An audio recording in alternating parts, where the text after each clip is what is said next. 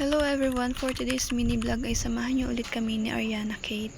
Pagkatapos nga namin mag-almusal kaninang umaga ay lumabas na kami.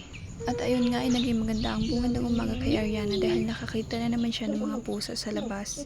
Makakita nga lang siya ng pusa ay kumpleto ng araw niya. Saglit nga lang kaming umupo dyan at lumabas na kami. Dahil pupunta nga kami sa paggawa ng tarpaulin. At bibili din ng diaper niya dahil naubusan na siya ng stock. So ayun nga, pagdating namin doon ay sarado pa dahil maaga pa. Kaya bumili na lang muna kami ng diaper niya. At nag-cash out naman din kami dyan ng pa-birthday ni Tita Bay niya. Wow! Pagka-uwi nga namin ay saka ko lang napaliguan si Ariana. Kaya naman napasarap ang tulog niya. At habang tulog nga siya ay naligo na rin ako. Sa sobrang init nga ng panahon ay nagiging fresh na lang tayo kapag bagong ligo. Hindi nga ako masyado nagtagal ng pagligo at baka nga magising siya.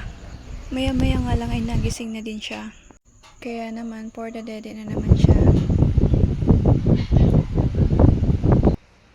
Nasa stage na nga pala kami na nahirapan akong kumilos. Dahil kung matulog nga si Ariana ay tulog manok lang. Saka lang mahaba ang tulog niya kapag katabi niya ako. Minsan naman kapag naglalaro siya, ay madali din siyang magsawa. Madaling mainip. Kaya minsan kapag may ginagawa ako na kahit nakikita niya naman ako ay umiiyak yan siya. Kaya nahihirapan talaga akong tapusin kung ano man yung ginagawa ko. Kaya minsan mas nakakakilos lang talaga ako kapag gabi. Mas 4:30 na pala kaya lumabas na ulit kami. Pumunta nga ulit kami sa print shop upang balikan yung pinagawa naming tarpaulin. Nung makita nga to ni Ariana ay siya ang gusto magdala. Umuwi na nga kami dyan kaya naman hanggang dito na lang muna.